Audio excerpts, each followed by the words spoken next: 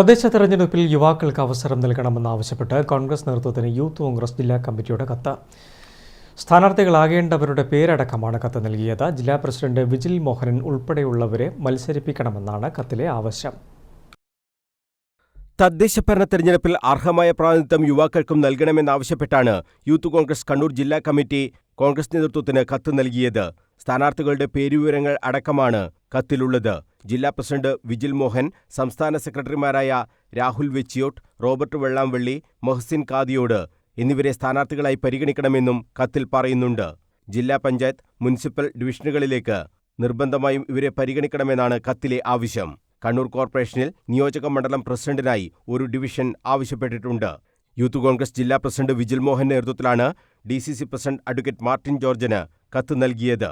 ജില്ലയിൽ നിന്നുള്ള KPCC treasurer VA Narayanan, KPCC general സെക്രട്ടറിമാരായ Sony Sebastian, Chandran Thillankeri, advocate Sajeev Joseph MLA, UDF ജില്ലാ ചെയർമാൻ PT മാത്യു എന്നിവർക്കും കത്ത് നൽകി.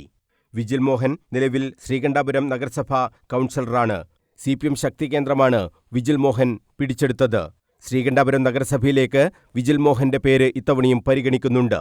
ശ്രീകണ്ഠാപുരം നഗരസഭയിൽ ഭരണം ലഭിച്ചാൽ വിജിൽ മോഹൻ ചെയർമാൻ സ്ഥാനത്തേക്കും പരിഗണിക്കപ്പെട്ടേക്കും.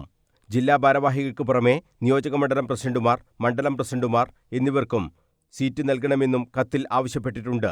സ്ഥിരമായി മത്സരരംഗത്തുള്ള മുതിർന്നവരെ മാറ്റി യുവാക്കൾക്ക് അവസരം നൽകണമെന്നും കത്തിൽ ആവശ്യപ്പെട്ടിട്ടുണ്ട്. News bureau, Kannur.